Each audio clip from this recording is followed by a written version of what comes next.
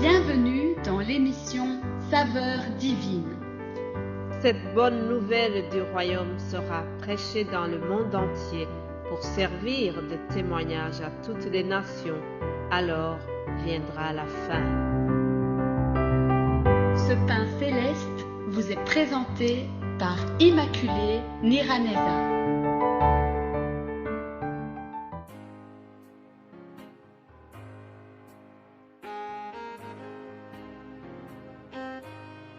Bienvenue très chers amis à l'écoute de l'émission Saveurs divines.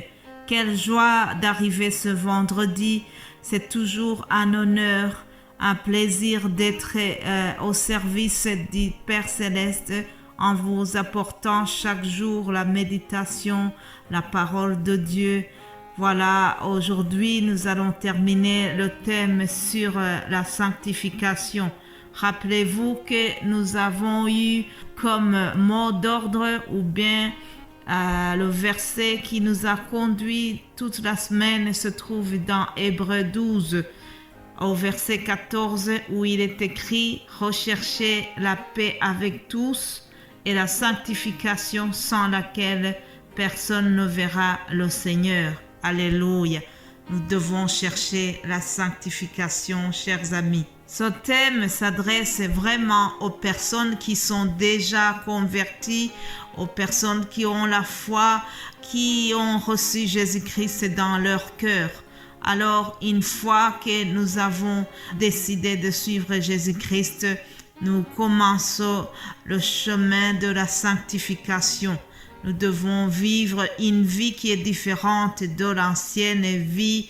Nous devons vivre selon l'homme nouveau qui habite en nous. Le vieil homme a été débarrassé comme nous l'avons vu il y a 15 jours. Nous continuons donc aujourd'hui et je terminerai ce thème. Le titre de mon message aujourd'hui c'est « Soyons saints ». Car l'Éternel est saint. Soyons saints, l'Éternel est saint. Alléluia. Le prophète Ésaïe a eu une vision un jour. Alors, dans sa vision, il a vu l'Éternel, le Seigneur, qui était assis sur un trône très élevé et les pans de sa robe remplissaient le temple, dit-il. Alors, dans sa vision, Ésaïe dit qu'il a vu des séraphins qui se tenaient au-dessus de lui.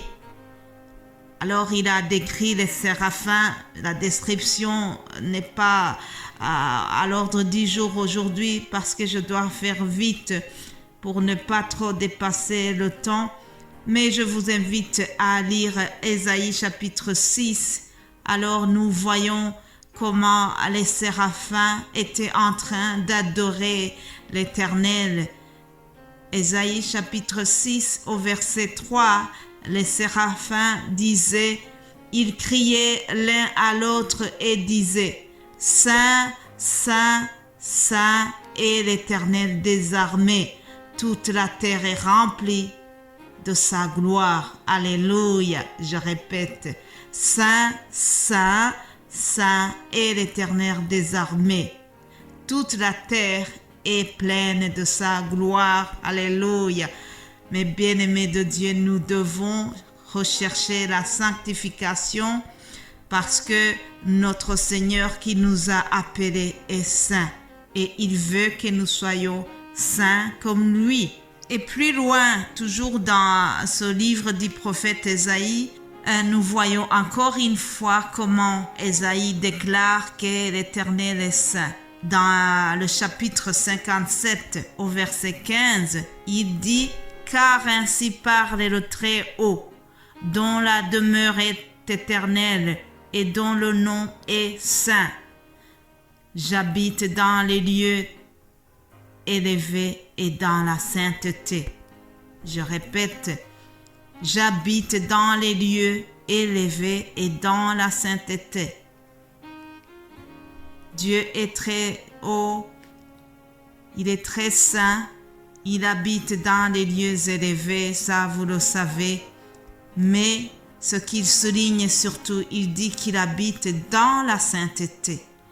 Il est saint, il habite le lieu très saint et il veut que nous soyons aussi saints. Chers amis, Jésus-Christ a quitté son monde après 3 ans de ce ministère. Et avant de partir, il a rappelé à ses disciples qu'il est allé nous préparer une place, nous préparer des demeures éternelles où nous vivrons avec lui. Mais si nous voulons vraiment aller vivre dans ces lieux qu'il a préparés, nous devons nous sanctifier parce que Dieu l'Éternel vient de nous annoncer lui-même au travers sa parole que ces lieux, ces places que Jésus-Christ nous a préparées sont vraiment des places remplies de sa sainteté et nous devons aussi être saints avant d'y arriver. Alléluia. En étudiant ce thème, j'ai eu une autre révélation par rapport à ce verset que nous lisons dans Hébreux 12. Le verset commence en disant « Recherchez la paix avec tous ». C'est une exhortation. L'auteur de ce livre nous exhorte à rechercher la paix avec tous. Un peu comme Paul a dit, s'il est possible pour vous, vivez en paix avec tous. Alors, la suite concerne justement la sanctification et on dit sans laquelle personne ne verra le Seigneur. Je suis étonnée parce que dans le même verset, il y a 2 choses. Il y a d'abord rechercher la paix avec tous et puis, deuxième, rechercher la sanctification. Et pourtant, on nous dit sans laquelle. Ça veut dire la première notion a été supprimée. On aurait dû écrire sans lesquelles personne ne verra le Seigneur. Pourquoi est-ce qu'on a dit sans laquelle? Ça veut dire que dans ce verset, on insiste surtout sur la sanctification. Vous savez, vivre en paix avec tout le monde, ça demande l'implication de 2 personnes. Ça demande ton implication et avec ces autres personnes avec qui tu dois vivre en paix. Ça, c'est très difficile. Il peut arriver que tu cherches à vivre en paix avec quelqu'un, mais lui refuse. Oui, même Jésus-Christ n'a pas vécu en paix avec tout le monde. Il a cherché, il voulait être en paix avec les chefs religieux, avec les pharisiens qui l'ont crucifié. Mais ça n'a pas été possible. Ils étaient ses ennemis, ils le détestaient. Même que Jésus, lui, les aimait, mais eux, ils ne l'aimaient pas. Vous savez, on peut chercher la paix avec les gens, mais ils refusent la paix que tu cherches. Cela ne va pas t'être imputé. Chers amis, il y a des ennemis qui sont subis. Si nous cherchons la paix avec les gens et qu'ils refusent, ne reste pas dans la culpabilité, abandonné. Oui, il peut arriver que tu cherches la paix avec quelqu'un, mais il refuse. À ce moment-là, tu es quitte. Dieu ne va pas te punir pour cela. Tu as fait ton possible, mais les autres ont refusé. Cependant, le verset insiste sur la sanctification. Sans elle, nous pouvons rater de voir le Seigneur. C'est pour cela qu'il est très important de rechercher la sanctification. Chers amis, oui, c'est bien, nous avons reçu Jésus-Christ, mais nous devons continuer aussi à nous sanctifier. Devons chercher la sanctification au travers de nos paroles, au travers ce que nous regardons, au travers notre manière de vivre tous les jours. La sanctification, là où on nous voit et là où nous sommes dans le secret.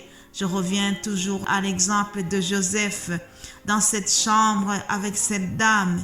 Il pouvait se laisser faire, mais par la crainte de Dieu, par la recherche de la sanctification continue, Joseph a fui. Alléluia. Fuyons le péché, chers amis. Nous devons fuir, nous devons refuser. Cherchons la sanctification avec du zèle. Oui, c'est quelque chose qui se fait avec beaucoup d'efforts, avec beaucoup de zèle. Mais bien-aimés de Dieu, Jésus-Christ est mort à la croix pour que nous soyons sanctifiés. C'est par son sang que nous sommes sanctifiés. Mais nous devons aussi continuer à demander, à implorer le sang de Jésus-Christ pour qu'il nous purifie à chaque fois que nous sommes tombés dans le péché. Chaque fois que nous avons raté la sanctification, il est là. Son sang a été coulé pour que nous puissions encore une fois demander pardon pour nos péchés. Je voudrais terminer en m'exhortant moi-même que nous puissions ensemble vraiment rechercher la sanctification sans laquelle nous ne verrons pas le Seigneur. Voilà, chers amis, ce qui termine ce thème.